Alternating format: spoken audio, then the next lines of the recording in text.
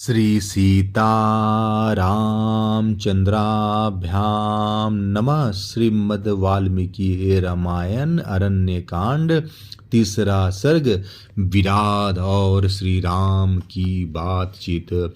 श्री राम और लक्ष्मण के द्वारा विराध पर प्रहार तथा विराध का इन दोनों भाइयों के साथ लेकर दूसरे वन में जाना। तदंतर विराध ने उस वन को गुंजाते हुए कहा, अरे मैं पूछता हूँ, मुझे बताओ तुम दोनों कौन हो और कहाँ जाओगे। तब महातेजस्वी श्री राम ने अपना परिचय पूछते हुए प्रज्वलित मुख वाले उस राक्षस से इस प्रकार कहा, तुझे मालूम होना चाहिए कि महाराज इक्ष्वाकु का कुल ही मेरा कुल है। हम दोनों भाई सदाचार का पालन करने वाले क्षत्रिय हैं और कारणवश इस समय वन में निवास करते हैं। अब हम तेरा परिचय जानना चाहते हैं। तू कौन है जो दंडक वन में स्वेच्छा से विचर रहा है। यह सुनकर विराध ने सत्य पराक्रमी श्री राम से कहा, रघुवंशी नरेश, मैं प्रसन्नता पूर्वक अपना परिचय देता हूँ। तुम मेरे विषय में सुनो। मैं जव नामक राक्षस का पुत्र हूँ।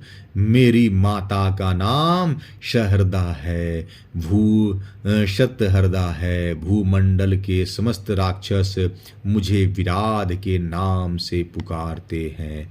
मैंने तपस्या के द्वारा ब्रह्मा जी को प्रसन्न करके यह वरदान प्राप्त किया है कि किसी भी शस्त्र से मेरा वध न हो। मैं संसार में अछेद और अभेद होकर रहूं। कोई भी मेरे शरीर को छिन्न भिन्न नहीं कर सके। अब तुम दोनों इस युवती स्त्री को यहीं छोड़कर इसे पाने की इच्छा न रखते हुए जैसे आए हो उसी प्रकार तुरंत यहाँ से भाग जाओ। मैं तुम दोनों के प्राण नहीं लूंगा। यह सुनकर श्री रामचंद्र जी की आंखें क्रोध से लाल हो गई। वे पापपूर्ण विचार और विकट आकार वाले उस पापी राक्षस विराध से इस प्रकार बोले, नीच, तुझे धिक्कार है। तेरा अभिप्राय बड़ा ही खोटा है।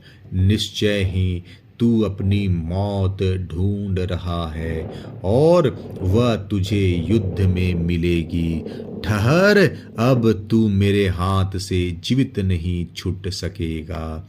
यह कहकर भगवान श्री राम ने अपने धनुष पर प्रत्यंचा चढ़ाई और तुरंत ही तीखे बाणों का अनुसंधान करके उस राक्षस को बींधना आरंभ किया। उन्होंने प्रत्यंचा युक्त धनुष के द्वारा विराध के ऊपर लगातार 7 बाण छोड़े, जो गरुड़ और वायु के समान महान वेगशाली थे और सोने के पंखों से सुशोभित हो रहे थे। प्रज्वलित अग्नि के समान तेजस्वी और मोर पंख लगे हुए वे बाण विराध के शरीर को छेद कर रक्त रंजित हो पृथ्वी पर गिर पड़े। घायल हो जाने पर उस राक्षस ने विदेह कुमारी सीता को अलग रख दिया और स्वयं हाथ में शूल लिए अत्यंत कुपित होकर श्री राम और लक्ष्मण पर तत्काल टूट पड़ा। वह बड़े जोर से गर्जना करके इंद्रध्वज के समान शूल लेकर उस समय मुंह बाए हुए काल के समान शोभा पा रहा था। तब काल अंत तक और यमराज के समान उस भयंकर राक्षस विराध के ऊपर उन दोनों भाइयों ने प्रज्वलित बाणों की वर्षा आरंभ कर दी। यह देख वह महाभयंकर राक्षस अट्टहास करके खड़ा हो गया और जमभाई के साथ अंगड़ाई लेने लगा। उसके वैसा करते ही शीघ्रगामी बाण उसके शरीर से निकलकर पृथ्वी पर गिर पड़े। वरदान के संबंध से उस राक्षस विराध ने प्राणों को रोक लिया और शूल उठाकर उन दोनों रघुवंशी वीरों पर आक्रमण किया।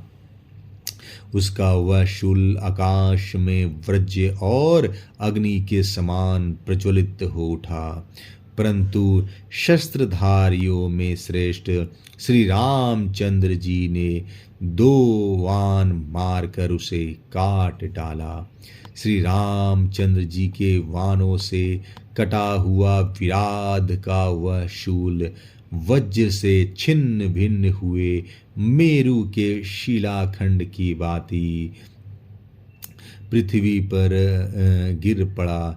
फिर तो वे दोनों भाई शीघ्र ही काले सर्पों के समान 2 तलवारें लेकर तुरंत उस पर टूट पड़े और तत्काल बलपूर्वक प्रहार करने लगे।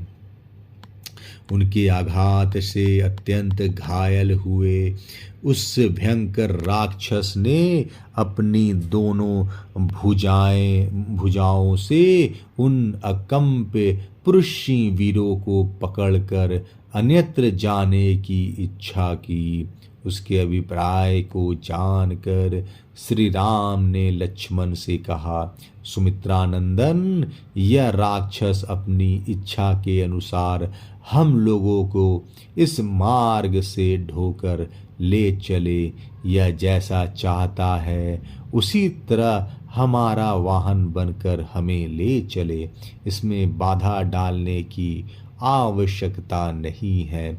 जिस मार्ग में यह निशाचर चल रहा है यही हम लोगों के लिए आगे जाने का मार्ग है। अत्यंत बल से उदंड बने हुए निशाचर विराध ने अपने बल पराक्रम से उन दोनों भाइयों को बालकों की तरह उठाकर अपने दोनों कंधों पर बिठा लिया। उन दोनों रघुवंशी वीरों को कंधे पर चढ़ा लेने के बाद राक्षस विराध भयंकर गर्जना करता हुआ वन की ओर चल दिया। तदंतर उसने एक ऐसे वन में प्रवेश किया जो महान मेघों की घटा के समान घना और नीला था।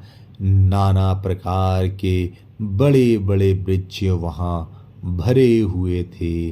भांति भांति के पक्षियों का समुदाय उसे विचित्र शोभा से संपन्न बना रहे थे तथा बहुत से गिदड़ और हिंसक पशु उसमें सब ओर फैले हुए थे। अरण्यकांड 3 सर्ग समाप्त। जय श्री राम।